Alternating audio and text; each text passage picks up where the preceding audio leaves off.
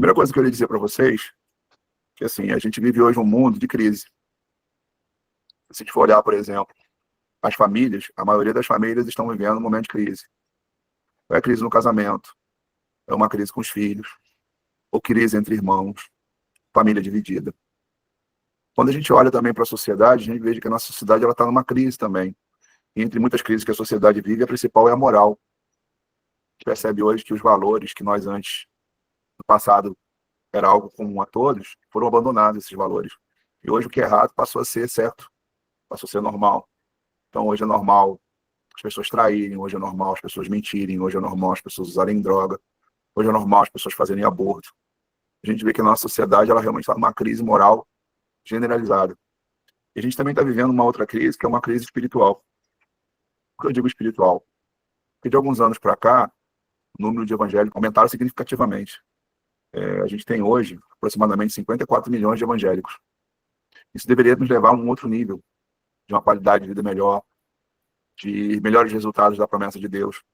Mas a gente vive uma crise espiritual porque tem muita gente vindo para a igreja, mas não está sendo transformada. Elas continuam fazendo as mesmas coisas, cometendo os mesmos erros, tendo as mesmas atitudes, mesmo estando dentro da igreja.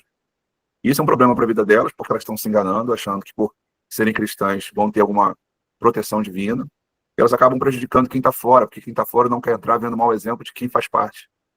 Então, pessoas de fora olham para os cristãos e dizem assim, para ser crente igual fulano, eu prefiro não ser. Então, eles nem entram e nem deixam os outros entrar. Então, a gente vive uma crise espiritual profunda hoje, onde no nosso meio cristão as pessoas elas não estão hoje passando por um processo de transformação, que é uma das principais evidências do que o evangelho causa na vida do ser humano, que é a transformação. E aí, se nós formos avaliar, por que será que vivemos essa crise generalizada? E talvez alguns possam dizer assim, não, isso é porque é os finais dos tempos, né? Jesus disse que no final dos tempos a iniquidade ia se multiplicar, que o mundo ia se perder, e que tem que se cumprir essas palavras do Senhor, então a gente está vendo o mundo cada vez mais perdido. E claro, a gente concorda plenamente porque é o que a palavra diz, mas a gente precisa entender, na essência, o que leva a essa crise toda. Porque existe uma crise moral, existe uma crise social, uma crise espiritual. Por que o mundo está em crise, as famílias estão em crise?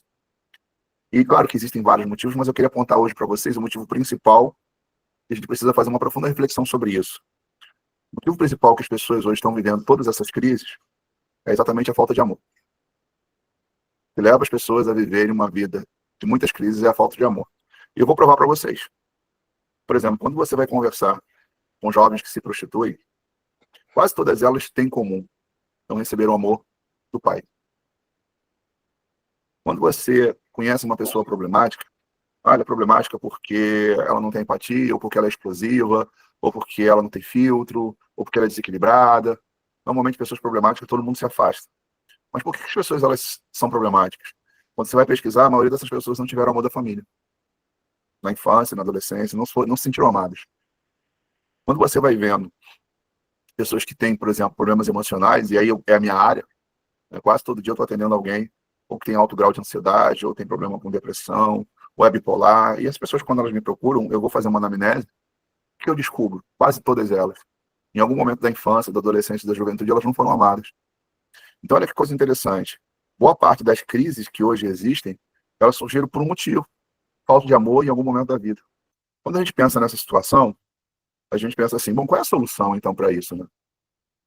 Se as crises, elas surgem, os problemas, eles aparecem, as pessoas se tornam problemáticas por falta de amor, o que elas precisam? Se sentir amadas. Então, como é que você muda a vida de uma pessoa? Como é que você tira ela do buraco? Como é que você traz ela ao equilíbrio? Quando ela começa a se sentir amada. Eu vou provar isso para você por algumas experiências que eu tive, né, não só como cristão, mas também como terapeuta, situações muito marcantes. Vou dar um exemplo para vocês. Um casal me procurou e me pediu ajuda, porque o filho ele era alcoólatra, um jovem de 21 anos, e ele chegava em casa, do trabalho, saía para beber, e quando ele voltava, ele quebrava tudo.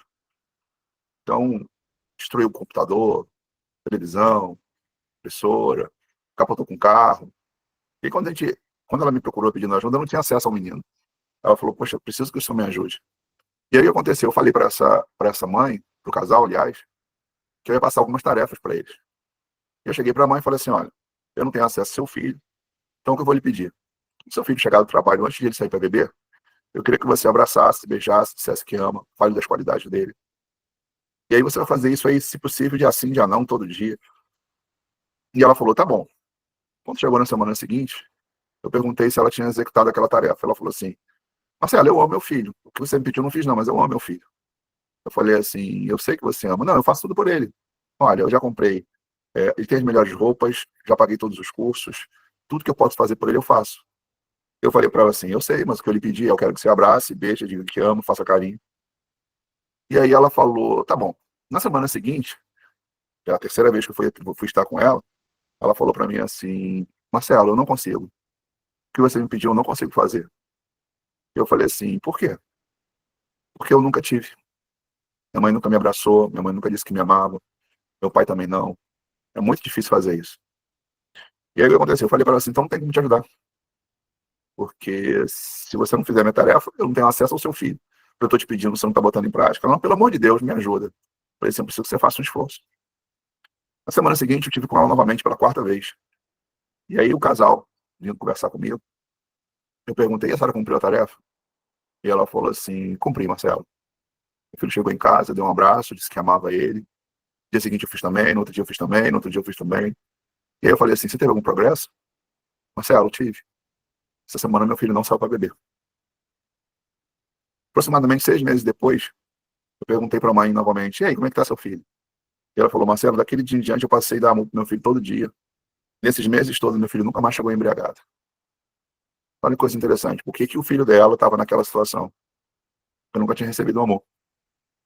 Vou contar uma outra história para vocês. Um casal, uma mãe me liga, fala assim, Marcelo, minha filha é adolescente, ela tá com depressão. Ela só vai do quarto pro banheiro, do banheiro pro quarto. Eu não sei mais o que eu faço. Porque assim, eu já falei para ela que eu queria pagar uma consulta com você, para você atendê-la, mas ela não quer. E assim, eu tô desesperado. Não sei o que eu faço. Minha filha não tá se alimentando direito. E eu falei para ela assim, seu marido mora com você? Eu falei, mora.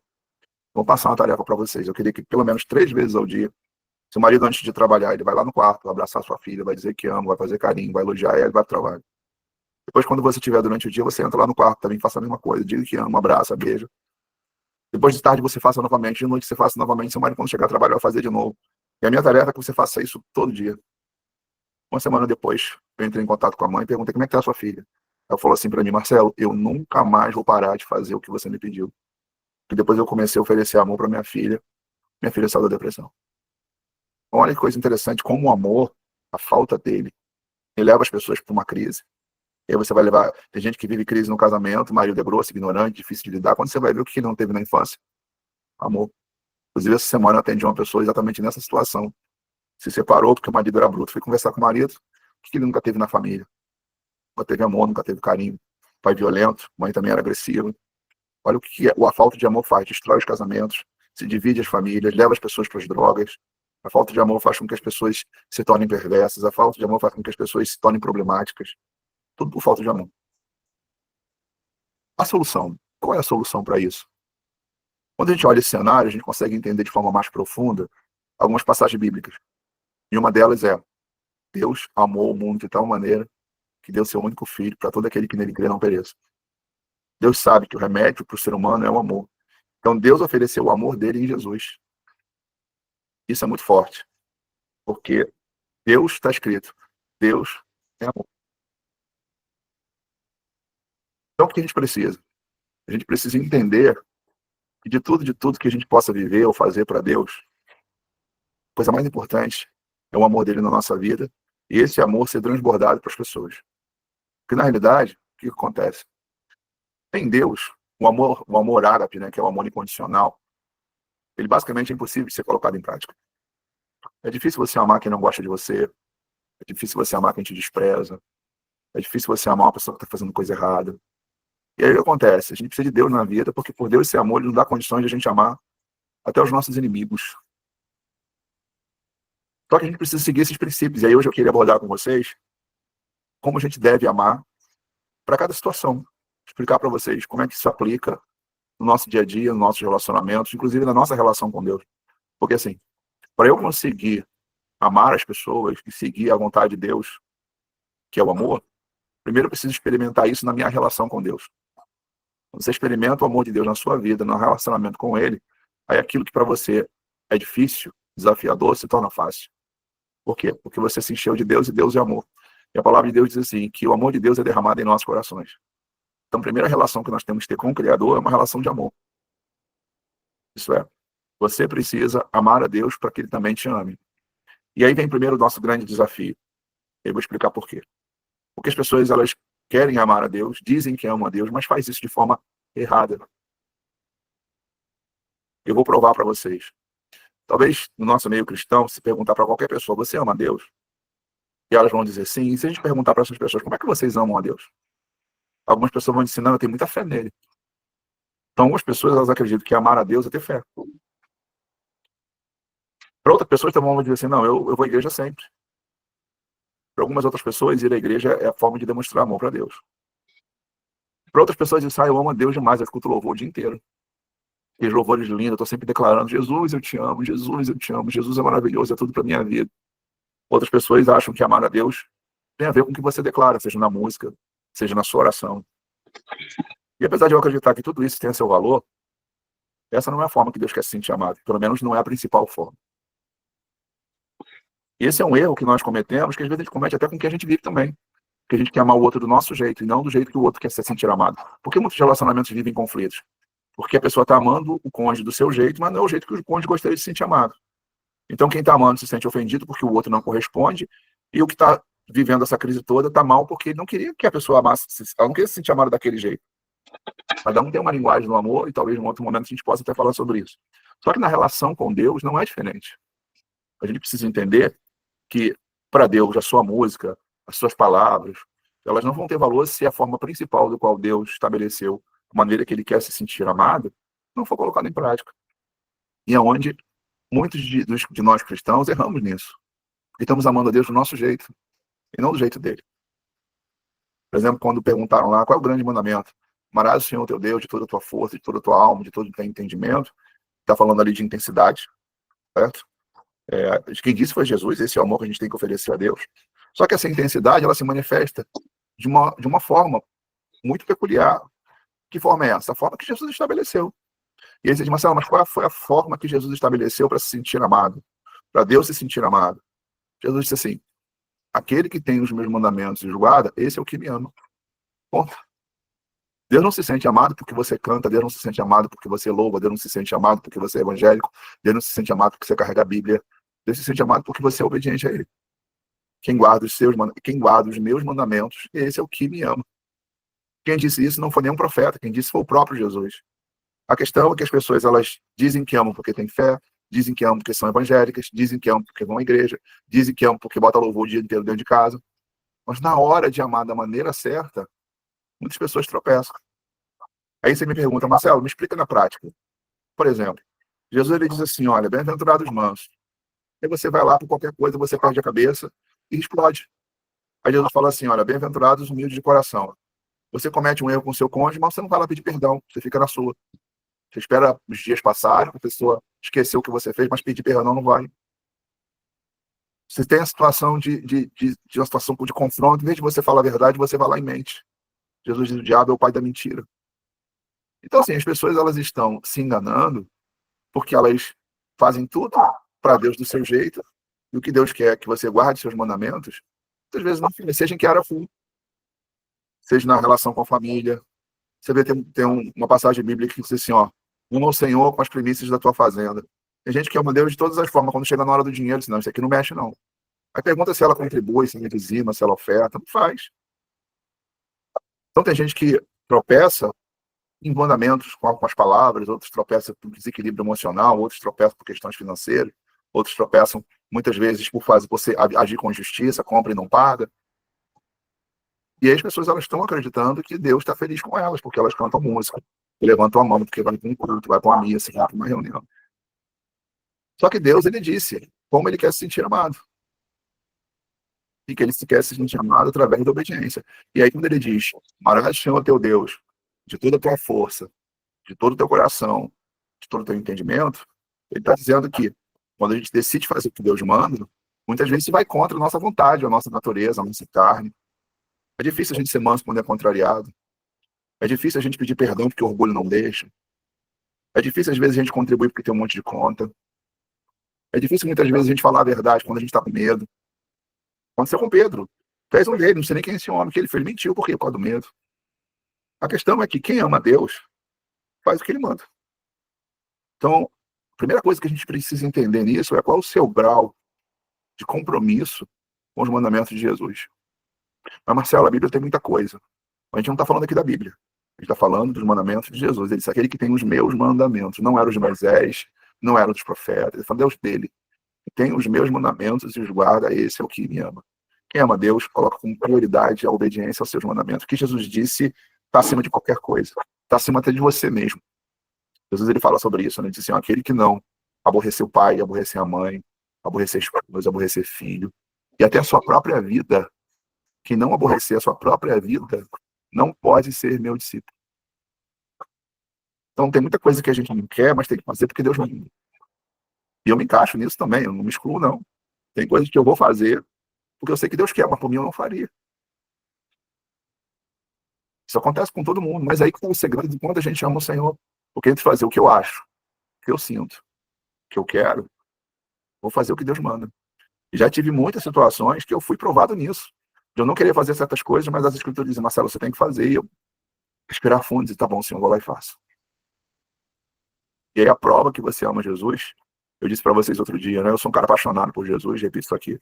Mas não sou apaixonado porque eu sinto algo muito forte somente. É porque eu entendo que a forma de demonstrar amor é obediência. Mas, Marcelo, você nunca errou? Já, também já errei. Já tropecei em algumas coisas? Já tropecei em algumas coisas. Mas eu tropecei, levantei e continuei. Tem gente que vive prostrado. Tem gente que tropeça em alguma área da vida e vive no erro. E aí você tem que avaliar se realmente você ama Deus. Se realmente Jesus é o centro da sua vida ou ele somente faz parte da sua vida. Bom, a partir do princípio que você entende isso e diz, não, eu amo o Senhor, porque tudo que eu estou aprendendo, estou me esforçando para botar em prática.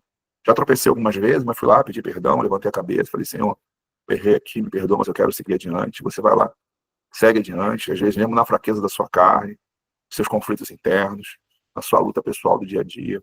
Você vai lá, levanta e diz, sim, Senhor, eu vou lá, eu vou fazer o que o Senhor quer, ótimo, perfeito. Agora a gente vai para o segundo passo, da importância de a gente realmente ser revestido desse amor. A gente leu aí, vocês leram, né? Ama também, além de amar Deus, ama o teu próximo, como a ti mesmo. Então, segredo hoje para curar as crises, resolver os conflitos, melhorar a qualidade de vida, ajustar a família, seja o que for, a gente tem que amar o próximo. A questão é quem é o próximo, né? Próximo é quem está próximo. E o que eu acho engraçado é que as pessoas, às vezes, elas amam quem está longe, mas não amam quem está próximo.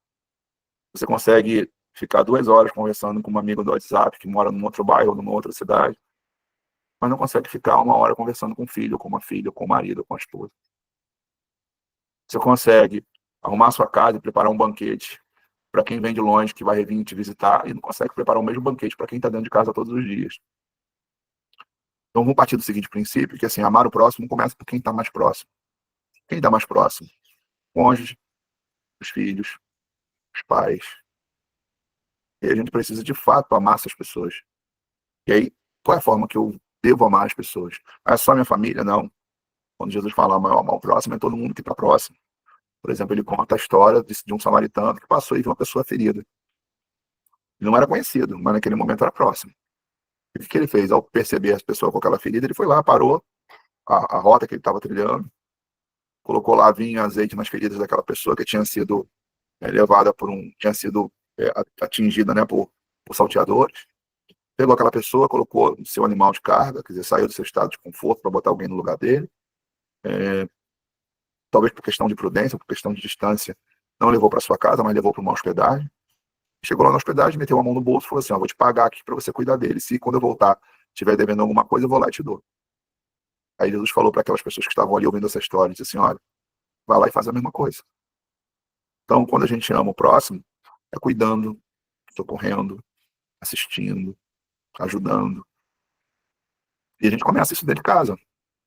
Será se a gente é sensível à necessidade de quem está próximo da gente? Será se a gente fala com educação quem está próximo da gente? Será se você trata com amor seu cônjuge? Será se você fala com amor com seus filhos? Então, assim, a gente precisa refletir, porque se a gente quer ter qualidade de vida, se a gente quer um lar pacífico, ame muito.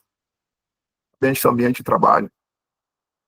Várias vezes no ambiente de trabalho, eu mesmo, acho que eu comentei com vocês, eu fiz um projeto Secretaria de Saúde do Ceará.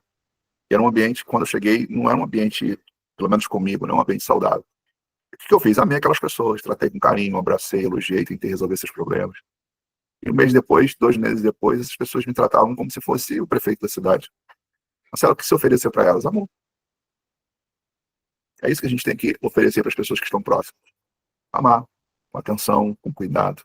Ambiente de trabalho. Porque as pessoas, às vezes, elas não se convertem, mesmo estando ao nosso lado, durante o dia inteiro no trabalho. Porque a gente não se envolve com os problemas delas. Às vezes elas estão sinalizando que não estão bem, e a gente fala assim, é isso, é assim mesmo. Infelizmente, hoje é essa a realidade. Quando deveríamos colocar o que a gente tem na ferida dessas pessoas, né? Que é a verdade do evangelho, quando lá o samaritano colocou azeite e vinho, né? Que é deixar Deus te usar, o Espírito Santo te usar para essas pessoas.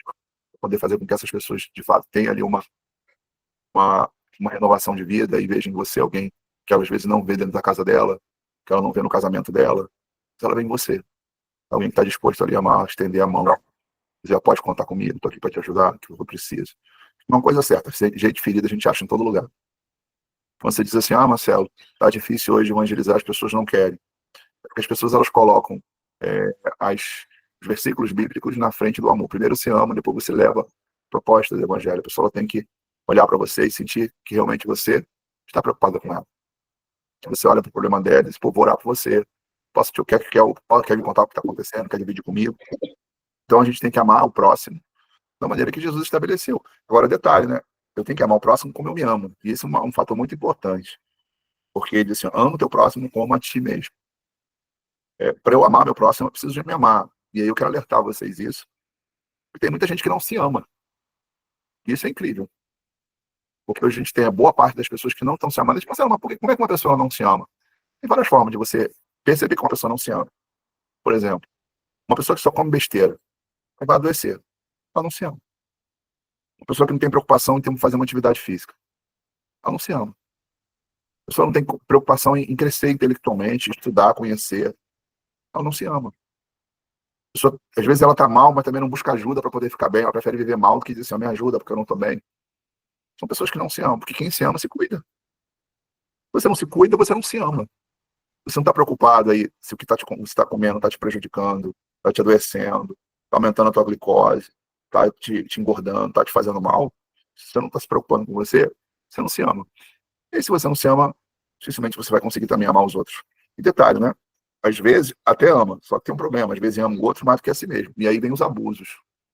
Porque muitas pessoas, elas aceitam, por exemplo, no casamento, traição, humilhação, falta de respeito. Por que as pessoas aceitam isso, conviver com uma outra pessoa com isso? Simples. Porque elas não se amam. Porque se amassem, não abaixava a cabeça para essas coisas. Não aceitaria jamais ser humilhada pelo cônjuge. Jamais aceitaria viver com uma pessoa que vive traindo, aprontando. Porque quando você tem amor próprio, você, peraí, eu vou amar o outro, mas primeiro eu tenho que me amar. E se o outro tá me ferindo, tá me traindo, tá me prejudicando, tá me atrapalhando, então eu aceito isso, eu não me amo.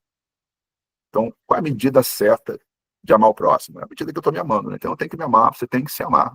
Você tem que olhar para você e dizer assim, tem alguma coisa na minha vida que eu deveria estar cuidando e não estou cuidando. É a tua saúde, é a tua vida espiritual. Por exemplo, tem muita gente que não tá nem aí para salvação. Se morrer hoje, vai para o inferno.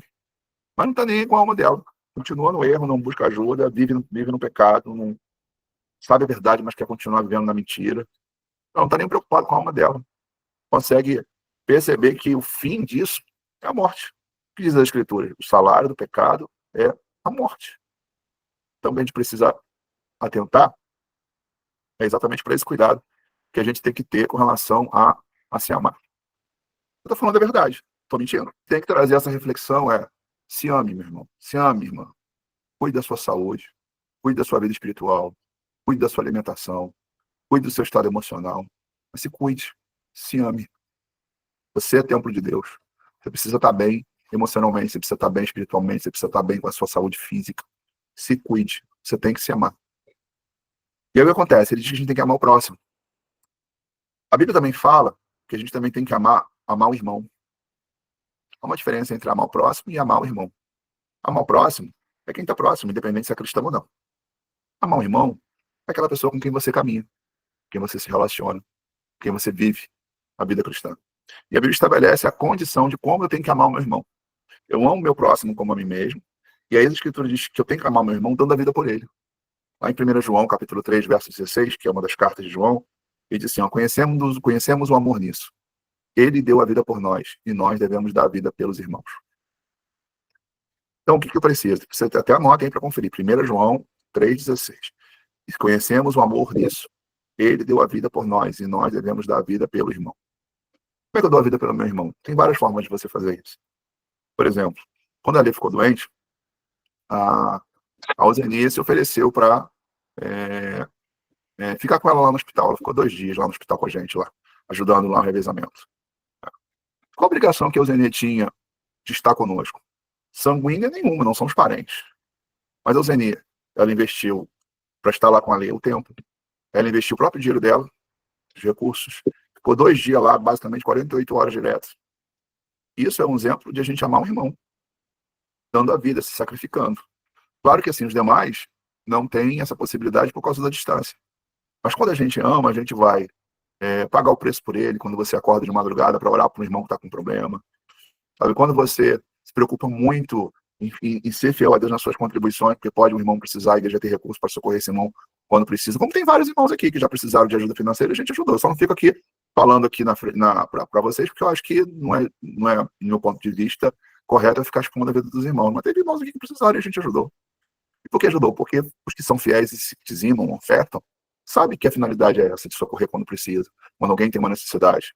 Então aqui a gente já socorreu com remédio, já socorreu com aluguel, já socorreu com comida. E graças a Deus por isso. Mas eu tenho certeza que a gente pode fazer muito mais quando todos tiverem isso no coração, dizendo, peraí, poxa, Deus tem me abençoado tanto, eu tenho que pegar pelo menos 10% aqui e deixar lá nas minhas contribuições, porque pode ter alguém que esteja necessitado, e aí na hora que procurarem lá o pastor pedindo ajuda, a gente tem lá no caixa da igreja um recurso para ajudar, para abençoar. Isso faz muito sentido. Isso é uma forma de você demonstrar que você ama. Então, é importante a gente discernir se a gente de fato ama o irmão, como a Bíblia manda. Conhecemos o amor nisso, ele deu a vida por nós, e nós devemos dar a vida pelo irmão. Então, quando você passa a madrugada preocupado orando, quando você visita, quando você socorre financeiramente com as suas contribuições, sabe? Quando você demonstra preocupação, você liga, você quer saber, que não está presente, você faz o que vai, às vezes, além da sua possibilidade, isso é a forma de nós amarmos da maneira que Cristo disse que deveríamos amar. Que é uma coisa muito rara hoje na vida da igreja. Alguns de vocês podem testemunhar, e já falaram aqui publicamente. Muitos de vocês disseram que entram para a igreja, saem para a igreja, se vocês sumirem, ninguém nem procura. Chega numa denominação dessa e diz que teu gás acabou, que a pessoa vai dizer que é falta de fé, está no pecado. Por quê? Porque na realidade, a gente sabe que o amor não está nas religiões, o amor está em Cristo. A gente precisa estar em Cristo, para que de fato o amor de Deus seja derramado na vida das pessoas através de nós. Isso não somos nós que amamos, é Cristo em nós que ama. Quando você socorre, quando você ajuda, quando você ora, quando você diz assim, ó, conta comigo, que eu puder contribuir, eu quero estar aí para servir, para ajudar de alguma maneira, quando você se envolve com um problema que as pessoas elas enfrentam.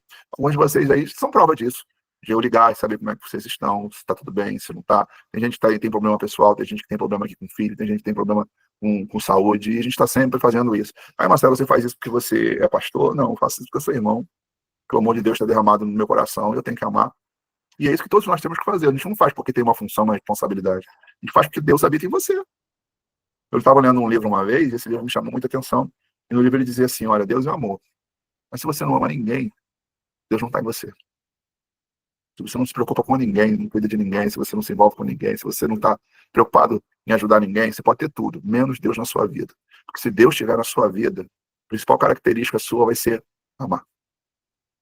Essa é a principal característica. Você pode falar em língua, pular, plantar bananeira, profetizar. E aí eu deixo para vocês lá um texto de Coríntios, se não falo memória, de Coríntios, capítulo 12, diz assim, se eu falar a língua dos anjos e dos homens, não tiver amor, se eu der meu corpo para ser queimado pelo fogo, se eu der todos os meus bens, mas se não tiver amor, nada disso tem valor. Está escrito, não sou eu que estou falando aqui, não. Vocês podem até procurar isso, que é 1 Coríntios, capítulo 12, fala, com amor tudo crê, tudo sofre, tudo suporta, tudo espera. Tá? O evangelho, a razão do evangelho, é o amor de Deus. Você tira o amor, não sobra nada. Agora, o amor significa que a gente seja conivente com coisa errada. O amor é a maneira que a gente vai lidar, vai tratar. A Bíblia manda a gente amar até o inimigo. A gente tem que amar os nossos inimigos e diz como a gente tem que amar os inimigos. Ele diz assim, olha, a gente ama os nossos inimigos orando, falando bem. Não é isso que ele diz? Amai os vossos inimigos, bendizei o que vos maldizem, orai pelo que vos persegue. Abençoeis, não amaldiçoeis. Como é que eu amo o inimigo? Abençoando, falando bem dele, orando por ele. Você pode cantar, pular, rodar, girar, ir para o culto, ir para a missa, ir para onde você quiser. Se você não ama, você tem tudo, menos Deus em você. Agora eu vou abordar para vocês aqui também 2 pontos que são muito importantes, que é quem a gente não deve amar. A gente está falando do amor, mas assim, tem que amar todo mundo? Não, tem que amar todo mundo. Tem que amar quem Deus diz que eu tenho que amar. Deus diz que eu tenho que amar o pecador, então eu vou amar o pecador. Deus diz que eu tenho que amar o irmão, eu vou amar o irmão. Deus diz que eu tenho que amar o próximo, eu vou amar o próximo. Deus diz que eu tenho que amar ele acima de todas as coisas, então ele tem que ser a coisa mais importante da minha vida. Mas também existem pessoas que Deus demonstra que a gente não deve amar.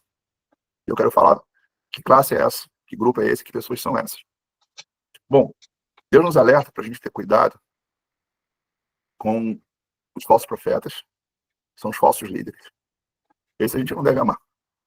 A esse a gente não vai dar o nosso serviço, nem a nossa ajuda, nem o nosso socorro, nem a nossa atenção. Marcelo, mas como assim? Bom, essas palavras que eu estou dizendo para vocês, elas foram ditas por Jesus. Por exemplo, Jesus diz assim: não dê aos cães as coisas santas. Quando Jesus fala isso, lá em Mateus 7, se não fala a memória, verso 6, não dê aos cães as coisas santas, ele está se referindo aos falsos líderes. Baseado lá em Isaías 56, 10 e 11, fala exatamente, chama os falsos pastores, os falsos líderes, os falsos profetas de cães. Então, quando Jesus disse, não deis aos cães as coisas santas, ele está falando o seguinte, os falsos líderes, você tem que ter cuidado com essas pessoas, você não vai entregar o que é santo. Ah, Marcelo, como assim na prática? Sua mente é santa. Não deixe qualquer pessoa botar a mão na sua cabeça. Entende? Ah, aquele pastor é usado, lá vou pedir para orar por mim. Se você não tem conhecimento dos frutos dessa pessoa, cuidado. Você está entregando a sua mente para alguém colocar as mãos que pode ter uma mão contaminada. Por exemplo, eu não deixo qualquer pessoa botar a mão na minha cabeça para orar. Porque minha mente é santa. Eu não recebo qualquer líder na minha casa. Minha casa é santa. Eu não ajudo financeiramente qualquer ministério. Porque o meu dinheiro é santo. Então, assim, Jesus ele mesmo disse, aos cães, a gente não dá as coisas santas. Não deis aos cães as coisas santas. Então, minha vida, meus recursos, minha mente, minha atenção, com os cães eu não quero nada. E a Bíblia também chama esses cães de falsos profetas. Então, a gente tem que ter cuidado com os falsos profetas. Marcelo, como é que eu identifico os falsos profetas? Primeiramente, profeta é aquele que fala em nome de Deus. Se ele fala em nome de Deus, o que ele é? Profeta.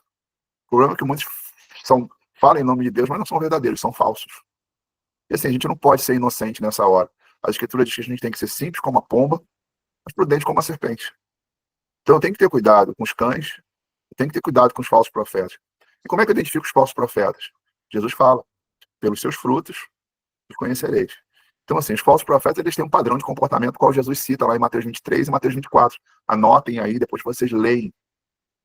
Para não ficar nas minhas palavras, esses dias que eu estou falando é verdade. Mateus 23 e Mateus 24, Jesus ele alerta sobre esses falsos líderes. Ele diz que esses líderes têm um padrão de comportamento, você tem que avaliar e ter cuidado com isso. Marcelo, quais são os alertas que Jesus ele dá? Ele diz que essas pessoas elas querem os primeiros assentos. Como Jesus fala, ó, os fariseus, os escribas estão sentados na cadeira de Moisés. Não gostam dos primeiros assentos. Jesus fala que eles gostam de se vestir de forma que se destaque das pessoas. Usam largos filactérios porque querem ser vistos pelos homens. Então, assim, as pessoas que querem se sobrepor às demais, cuidado. Pessoas que gostam de se sobrepor, quer aparecer muito, quer mostrar com aparência, fique atento com relação a isso. Jesus disse que ele gosta de ser chamado de rabi. E aí Jesus alerta, olha, ninguém chame de rabi porque sou o vosso mestre. Então tem aqueles líderes que eles querem ser chamados de apóstolos, daqui a pouco semideuses, mais ou menos nesse nível. Gente que gosta muito de ser chamado pelo título, fiquem atentos a isso. Jesus, quem fala isso é Jesus, não sou eu não, tá? Por isso que eu tô falando, depois vocês leem Mateus 23, Mateus 24, fala muito bem sobre isso. Então ele diz que a gente tem que ter cautela, cautelai-vos. A gente tem que ter cuidado com esses líderes que demonstram, né, na minha percepção, um comportamento narcisista. Superioridade, estão acima das pessoas, são os ungidos, escolhidos, poderosos. Então, tenha cuidado, porque às vezes você está lá, não, eu gosto de assistir aquele pastor que faz uma oração muito forte. Olha a vida dele, as redes sociais às vezes não revelam quem as pessoas são. Tem que acompanhar de perto. Às vezes está dando crédito a doutrinas de demônios. E hoje o que mais tem nas redes sociais é todo mundo falando tudo ao mesmo tempo. E as pessoas estão ouvindo e dando crédito, como diz as escrituras, comichões nos ouvidos, né, e dando ouvidos à doutrina de demônios. Então a gente precisa ter cuidado com esse tipo de situação. Quando Jesus ele alerta sobre todo esse comportamento. Jesus ele fala também em Mateus capítulo 6 sobre os que gostam de fazer largas orações porque querem ser vistos pelos homens, porque gostam de jejuar e mostrar para todo mundo que jejua. Pessoas que gostam muito de aparecer, normalmente são pessoas que vivem de aparência, elas não são que na verdade estão demonstrando. E a gente tem que ter cuidado com essas pessoas, porque quem alerta é Jesus.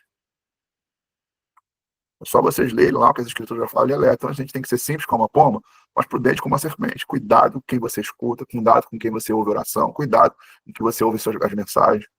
Porque a gente precisa ter muita clareza. Jesus fala, olha, pelos seus frutos os conhecereis. As pessoas são muito guiadas pelos dons. Ah, fulano é muito usado. Tem muita gente na macumba que é usado também. A gente na macumba que tem visão. Então, assim, pode ser usado, mas usado por quem? É usado pelo Espírito Santo? Usado por espírito de engano? Ah, o pastor lá revelou a minha vida. Uma vez eu passei no centro da cidade, tinha gente lá revelando o número de CPF, revelando o nome dos pais. A gente vê muita gente enganando, revelando muita coisa. Não que eu não creio em revelação, eu creio. A gente precisa entender que tem revelação que pode vir de Deus, tem revelação que é do coração do homem, tem revelação que são demônios, que enganam as pessoas falando em nome de Deus, para que você acredite e seja enganado. A Bíblia dá um exemplo lá de Paulo.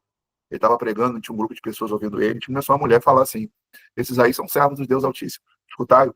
Esses aí são servos do Deus Altíssimo. Repetindo isso várias vezes. Paulo olhou para aquela mulher e disse assim: espírito maligno, sai dela. A mulher convulsionou, o demônio saiu dela. Olha que coisa interessante. Você dizia que aquela mulher era uma mulher que tinha se convertido, né? Ela falando ali no meio da multidão: esses aí são servos do Deus Altíssimo, esses aí são servos do Deus Altíssimo. Então, quando Paulo falou assim: o demônio sai dela, o espírito se manifestou e sai.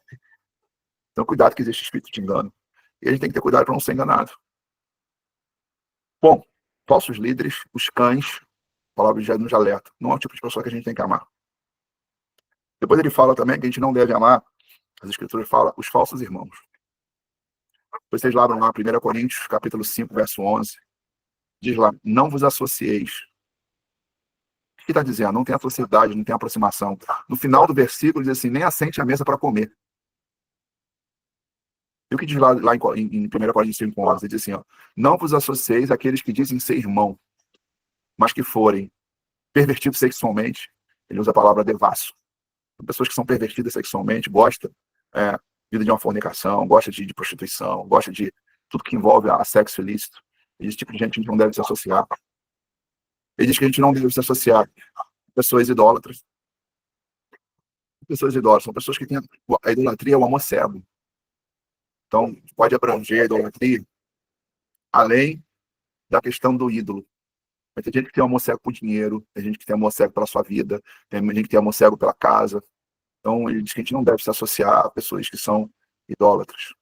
Então, ele diz pessoas devassas, pessoas idólatras, pessoas maldizentes. Ele não deve se associar a pessoas que são maldizentes.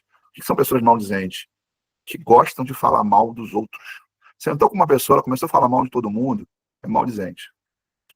Agora, quando ele diz que a gente não deve se associar, ele está dizendo especificamente a irmãos. A gente entende uma pessoa do mundo, ela tem esse tipo de comportamento, porque está no mundo, está nas trevas. Que a gente não pode ser conivente com quem esse tipo de comportamento, quem que diz ser irmão. Porque o problema de Deus não é o pecado da pessoa. Jesus ele sentava à mesa com as prostitutas, ele sentava à mesa com os ladrões, inclusive ele era criticado por isso. Mas onde está a diferença entre Jesus sentar com essas pessoas e Paulo falar que a gente não deve se associar? É porque essas pessoas que Jesus se relacionava, elas não escondiam que elas eram. A prostituta não escondia que era prostituta. O corrupto, que era o cobrador de imposto, ele também dizia, eu sou cobrador de imposto, eu sou, como diz lá caminhava com Jesus, né, que eram os cobradores de impostos. Ninguém escondia o que eles eram. Então o problema de Deus não é o pecado, é a hipocrisia. Onde não vos associeis que diz ser irmão e faz essas coisas, são as pessoas que fingem ser crente e têm a vida toda errada. Então uma coisa é a pessoa que está no mundo, tem a vida toda errada, essas pessoas a gente tem que ajudar. Estender a mão, socorrer, tentar tirá-las dessa vida. Mas quem diz ser irmão e finge ser irmão, mas tem uma vida dúbia, na frente é uma coisa e por trás é outra, pessoas que fingem ser crente, mas são pessoas assim, desse nível aí que Paulo ele alerta. Então cuidado com esse tipo de coisa. Porque assim, a gente vai amar todo mundo, Deus manda amar. Quem diz que não tem que amar, não tem que amar. Ponto final. E também as escrituras alertam de um outro grupo que a gente não tem que amar, que são os porcos. Ele diz assim, não dê as vossas pérolas aos porcos. E quem são os porcos? Os porcos são aquelas pessoas que vivem na lama do pecado, mas gostam. Ai, Marcelo, me explica, como assim? Tem gente que vive a vida errada, mas vive a vida errada porque é uma fuga. Tem gente que está nas drogas, porque foi rejeitado lá pelos pais. Tem gente que vive no alcoolismo, porque se separou. Tem gente que tá na vida errada, porque é escravo daquela vida. Mas se ela pudesse sair, ela sairia. Essas pessoas a gente tem que estender a mão. A gente não tem que olhar para a pessoa pelo erro dela. Tem que olhar para a pessoa o seguinte: por que ela está ali? Não seja o que a pessoa for, nosso papel é ajudar. Por exemplo, eu e minha esposa, a gente já acolheu prostituta na nossa casa, morou na nossa casa há alguns meses. Ô, Marcelo, mas você acolheu na nossa casa uma prostituta? Acolhemos prostituta. Quem já ouviu falar da Vila Mimosa, foi de lá que ela veio. Mas você acolheu? Acolheu. Mas por quê? Porque ela estava nessa vida, não é porque ela gostava. Fuga. Sofrimento levou ela para essa vida. Mas tem pessoas que são como os porcos. Gostam da vida errada. Tem prazer na vida errada. E se deixar, quer te levar para a vida errada. Então, você vai encontrar gente que vai te chamar. Pô, não tem nada a ver, vamos lá, vamos fazer, vamos pegar, vamos se envolver. E esse é o tipo de gente que a palavra de Deus diz que são os porcos. E o que Jesus fala? Não dê as vossas pérolas. Então, os meus valores, o Evangelho, Jesus. E aí, por que eu não devo dar? Simples, porque Jesus fala que se você der as pérolas aos porcos, elas vão pisar. Então, as pessoas que gostam da vida errada, se você fala de Cristo para elas, elas vão querer continuar, elas vão dar crer que nada. Isso de crente, de evangelho, isso é besteira, balela. Gosto mesmo da vida, que a vida me dá. Com essas pessoas a gente não gasta tempo. Então, o problema não é o que ela faz. Ela pode estar cometendo os piores erros da face da terra. O problema é se ela quer sair disso, ou se ela quer viver nessa vida. E se ela quer sair, o pior erro que ela tem, o nosso papel é amar. Ame a prostituta, o cara que usa droga, o ex isso, o ex aquilo, o ex homossexual, seja o que for, ame todo mundo. Mas observe se essas pessoas, elas estão nessa vida por não ter sido amadas, mas querem sair delas.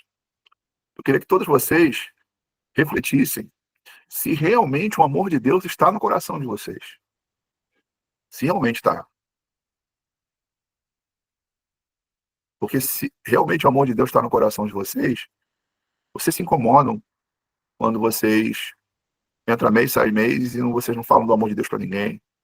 Se incomoda, caramba, já caminhando já, o Marcelo já tem 1 ano, nunca evangelizei ninguém, nunca trouxe ninguém para Jesus, não falei do amor de Deus para ninguém.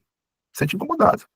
Parece que o amor de Deus não está dentro de você, diz assim, ai, como já aconteceu, tem gente que fala assim, Marcelo, eu gosto muito de você, mas assim, eu não quero caminhar com você, não. Irmão, fique em paz. Sabe por quê? Você cobra muito de a gente ter que ajudar as pessoas, tem que fazer discípulo, tem que levar o evangelho. Assim, eu não me sinto chamado para isso. E tudo bem. As pessoas deixaram de caminhar comigo, e eu não tenho nada contra elas, nem me sinto magoado, nem me sinto ofendido, nem me sinto chateado, pelo contrário. Eu fico até feliz pela transparência de ser verdadeiro e falar comigo a verdade. Até admiro a pessoa por isso. Mas para mim, é evidência de que o amor de Deus não está no coração ainda dessas pessoas, porque como você pode dizer assim, eu não estou aí para ninguém? De não se sentir incomodado, de você entrar mês, sair mês, não falar do amor de Deus para ninguém. Você pode ter tudo em você, menos Deus, porque Deus é amor. E o amor de Deus derramado no nosso coração, ele nos impulsiona a querer fazer alguma coisa pelas pessoas, sabe? Você se sente incomodado com o sofrimento de alguém, seja um irmão da igreja, você se sente incomodado com uma pessoa perdida que Deus coloca no teu caminho, um vizinho seu, um parente, e mesmo que você não ganhe a todos, né, porque nem todo mundo quer, algumas pessoas são realmente os porcos que a Bíblia aqui cita, né? As pessoas querem viver no erro e ponto final. Agora, quando Deus está no nosso coração, a gente consegue amar, esse amor começa dentro da nossa casa, sabe? De você ser mais amável com a sua família, ser mais amável com o seu cônjuge, sabe? Ser mais amável com as pessoas que convivem com você todos os dias. Se Deus está em você, cara, você vai amar. E se você não ama, você pode ter tudo, mesmo Deus dentro de você. Então, tem muita gente, às vezes, que vai para a igreja, frequenta a igreja, mas dentro de casa não consegue abraçar, não consegue dizer que ama, não consegue dar carinho, não consegue se preocupar. Isso é o quê? É tudo, menos Deus. Então, entenda que a gente precisa ser cheio de Deus, e ser cheio de Deus é cheio de amor. Primeiro, amor por Ele, que é quando você não se preocupa em fazer a sua vontade. Arde no teu coração a vontade de Deus. Mas, Marcelo, meu marido não é cristão, meus filhos não são da igreja, fulano não entende, minha mãe me persegue. Jesus disse assim, olha, aquele que não aborrecer pai, mãe, filho, família, por amor de mim, não pode ser meu discípulo. Eu me lembro que assim que eu me converti, eu tinha 15 anos de idade. Um dia meu pai chegou lá em casa, né? Muito chateado porque eu tinha entrado para a igreja. Meu pai me chamou na sala, falou, Marcelo, vem cá. E aí eu cheguei, e aí ele falou assim, olha, eu tô sabendo que você tá com esse negócio de igreja, queria que você parasse com isso. Queria que você parasse. Aí ele pegou minha Bíblia, ele olhou minha Bíblia e falou, tá vendo isso aqui? Isso aqui não é nada, Marcelo. Ele pegou e jogou minha Bíblia no chão. Aí ele foi, me abraçou e falou assim: meu filho, sai dessa furada. Tinha 15 anos. Sai dessa furada, meu filho. E ali eu fiquei calado, né? Eu era novo convertido, eu não sabia como reagir. E aí ele foi, se despediu, foi embora. Quando chegou mais tarde, eu comecei a me arrumar. E aí minha mãe olhou pra mim e falou assim: tu vai pra onde? Eu falei: eu tô indo pra igreja. Mas o teu pai? Meu pai, eu sou eu. Me arrumei e fui buscar o Senhor. A minha pouca compreensão, da maneira talvez não a mais correta, porque eu era recém-convertido. Eu não tenho pai, não tenho mãe, não tenho ninguém. Um dia que eu entreguei meu coração para Jesus, o amor de Deus entrou no meu coração, me apaixonei por ele. E sou apaixonado até hoje. Já fiz as coisas mais loucas que vocês possam imaginar, por acreditar que era a forma de eu demonstrar meu amor a Jesus. Algumas delas talvez não foram corretas, porque era minha ignorância, falta de entendimento. Mas a gente vai amadurecendo, vai aprendendo, vai crescendo, e é a hora que a gente entende a forma certa. E fazer a forma certa nem sempre é o que a gente quer, sabe? Às vezes sua vontade é fazer de outra forma. Já tive várias vezes vontade de me vingar das pessoas. Marcelo, você não fez? Não. Por quê? Porque eu amo a Deus. Mas vontade eu tive. Pessoas que me fizeram mal. Né? E quando você faz o mal para as pessoas e alguém te retribui, você entende, né? Estou colhendo o que eu plantei. Mas quando você só faz o bem, as pessoas vão lá. Todo mundo tem um Judas, já tive os meus Judas que passaram pela minha vida. E tive a oportunidade de prejudicar a vida dessas pessoas. E você fez, Marcelo? Não. Por quê? Porque eu amo Jesus e, assim, por amor a ele eu vou sofrer afronta, por amor a ele eu vou suportar a dor e por amor a ele eu vou perdoar essas pessoas que passaram pela minha vida e se elas um dia precisaram de minha ajuda, eu vou estar lá pronto para ajudar. Então eu finalizo hoje e digo para vocês: olha, o papel da igreja na terra é amar.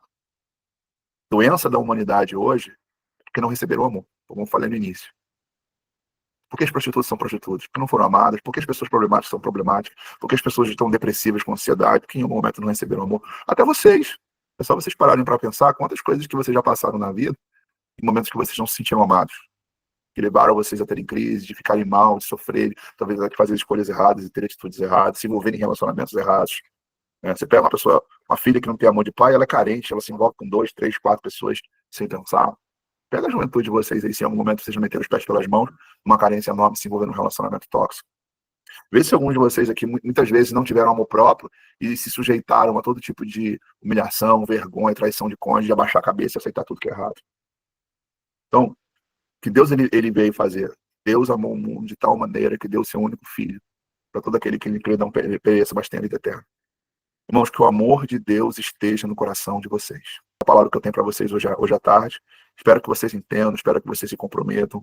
Espero que vocês peçam ao Senhor: Senhor, desperta em mim o amor pelo próximo. Desperta em mim, Senhor, o amor pelas pessoas perdidas, até pelas pessoas que são meus inimigos, que não gostam de mim. Me ajude a amar. Me ajuda, Senhor, a ser obediente em tudo e não só em parte.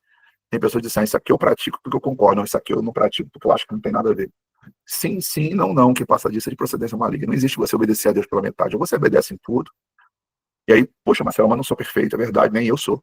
A gente vive certo e às vezes tropeça. E aí, quando a gente tropeça, a gente tenta levantar e se não consegue levantar sozinho, pede ajuda. Como alguns de vocês que me procuram dizem: Marcelo, eu tô precisando de ajuda porque eu não tô bem. E a gente está aqui para ajudar. Não está aqui para condenar, não está aqui para acusar ninguém, não está para atacar ninguém. A gente está aqui para ajudar as pessoas. Entende? Então é isso que revela o que realmente Deus tem para todos nós. Vamos amar. Ame a Deus, ame seu próximo, ame seu irmão, ame a sua família, ame teu inimigo, ame. E veja se realmente o amor de Deus está no seu coração.